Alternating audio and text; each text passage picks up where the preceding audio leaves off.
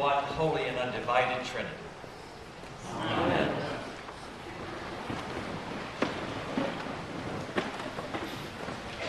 Well, when we get to this last Sunday after Epiphany, it means we are right on the precipice of entering into the holy season of Lent, a time devoted to self-reflection, to amendment of life, and to focusing on Christ's suffering and death before we have the great celebration of Easter, his resurrection. And it seems that the church wants to give a little gift to the faithful every year on this Sunday to help them through that season. And it is the gospel that we just heard. It's every year on this day we hear the story of Jesus' transfiguration on the Holy Mount. And it's put there as a reminder to us that even as we go through the shadows of Christ's suffering and death, it doesn't look very glorious. That even in that pain and suffering, the same glory that we're going to experience on Easter morning is part of him. And we see that glory on the mountain right as he gets ready to go to Jerusalem. Wonderful story of him taking his closest disciples, Peter, James, and John. And they all have this mystical experience where his face is transfigured, his garments are glistening white, and they hear God's voice. When we hear that story, it's easy to quickly think of a similar story in the Hebrew Scriptures, our Old Testament. And that was the first reading we heard. Because Moses had a very similar experience long before Jesus, when he went up on the mount to receive the commandments of God, the law. And we're told that Moses had this amazing relationship with God where he would talk to God as it were face to face, as a friend would talk to a friend. And just as Jesus had been transfigured, when Moses has God communicate this law, he comes down from the mountain and he is like a blushing bride, I might say. And like many blushing brides, except the one we have today, he decided to put a veil over his face. Because he didn't want to freak everybody out. They were like, it was just so noticeable that something had changed in him.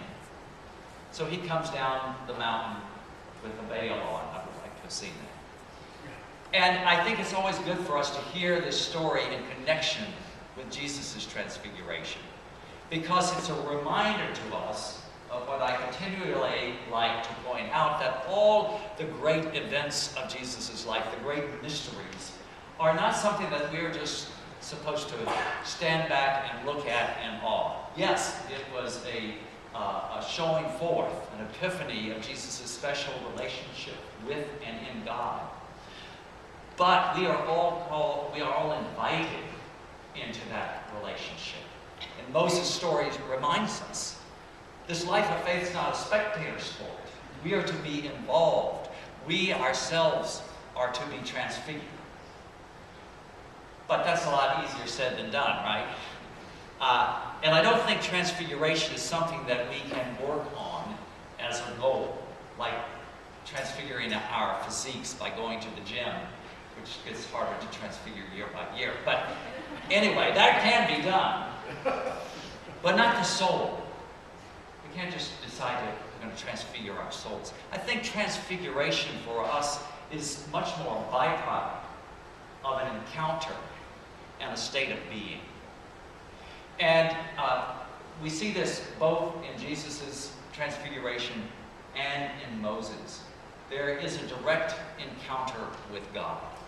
And I think this ties into our new beatitude. This, for those of you who are visiting, every month this year we're studying one of the 8 beatitudes. And we start a new one this month.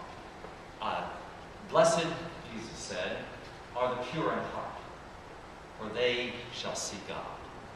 So if we want to work on anything, it's that purity of heart. And that in itself is a challenge enough. But I think the beginning of doing that is to strip away a lot of baggage, which is what the whole season of Lent is going to be about, right? It's taking off the mask we wear. It's breaking down the walls that we build It's letting the posturing go, which makes us feel better than those around us. And it's essentially being naked and vulnerable in the presence of God. And in that state, that purity of heart, we are promised, we will see God. I'm reminded, I think, of a sort of a maybe a more contemporary way of saying that in my absolute favorite musical of all times. Many of you know what it is, right? Les Miserables, right? In the very last scene of that show, as the main character, Jean Valjean, is dying and sort of giving his last will and testament to the young woman that he took under his care when her mother died, he has a line, and I think it sums up this whole beatitude of Christ, of blessed are the pure in heart, for they will see God. And I think it sums up the entire meaning of that show. But as he's lying there and he's expressing to her how people had loved him in his life and it changed his life, and how much she had been loved, and that her mother gave her life for her, even though she never knew her mother. His last words that he sings before he dies, and you can join me if you know, to love another person is to see the face of God. To love another person is to see the face of God. Blessed are the pure in heart, for they will see God. Now, I feel pretty strongly that there are at least two people here this morning that know what it is to love another person. I think there are a lot more, but I know of two. And they're sitting right before me, John and Janet. And I want to tell you a little bit about their story, embarrass them, because I think their story, and it's a love story, is a paradigm for the whole Lenten experience that we're about to enter. Because John and Janet Bean, and that should make you think, are not coming before the community for the first time in their lives asking for this relationship to be blessed. They were married many, many, many years ago. And as we know, when we are older, many, many, many, many years ago, we made a lot of mistakes.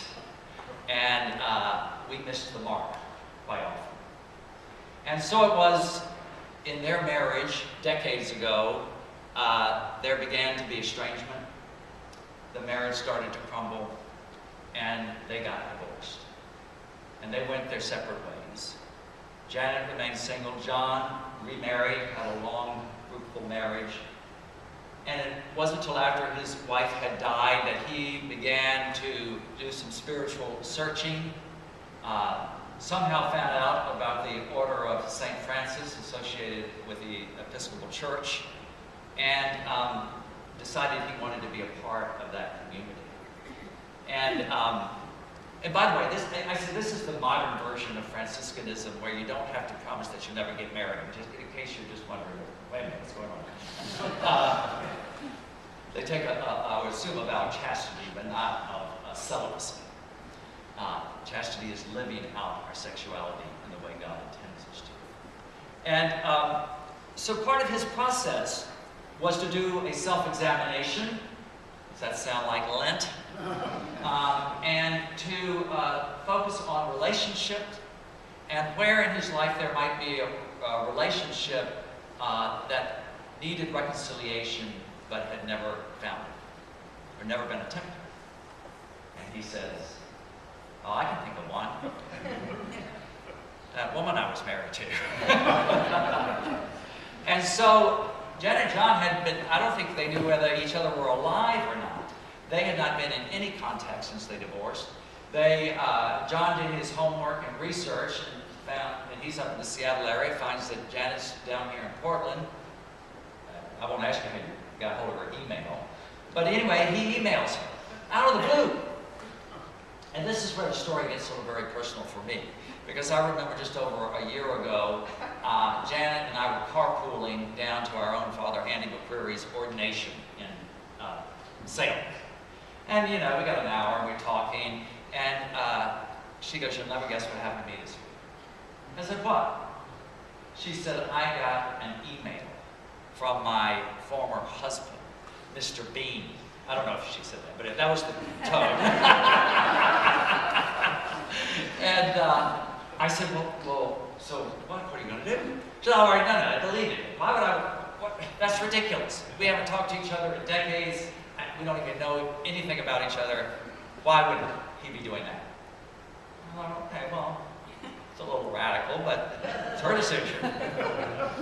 And that it was over and done with as far as she was concerned, until a number of days later, that email that she was positive she had deleted reappeared on her computer.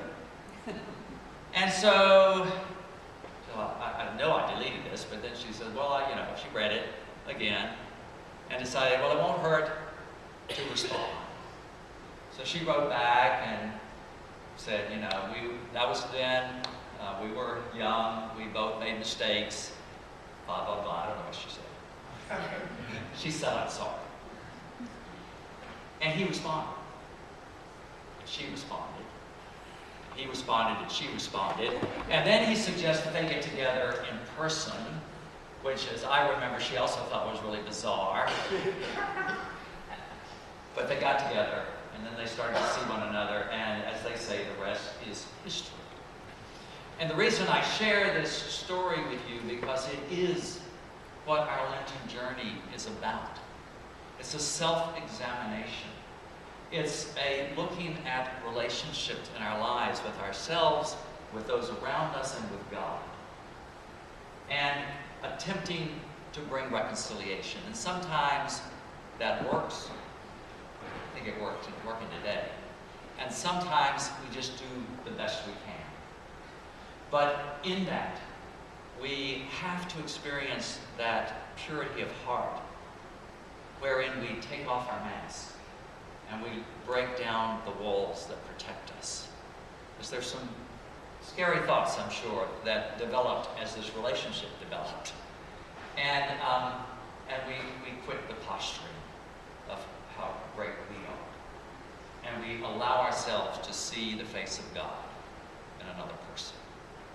So my prayer today for John and Janet is that as they go forth in this venture anew, that every day will provide this opportunity for purity of heart. You know, the scripture stories we heard had these mountaintop experiences, and they often are, but also we can find the purity of heart and the face of God even in the valleys of the shadow of death. Even during the Lenten season, we find this glory that we experience through seeing God in another person. My prayer for us as a community is that we will, when we look at John and Janet and their love for each other, we will be reminded of our Lenten journey, of our call to enter into a purity of heart, to allow ourselves to drop our defenses and open ourselves to the love of maybe a significant other, maybe a family member or a friend, maybe a stranger on the street just in need of some care and love. May we find purity of heart so that we may see God and be transfigured.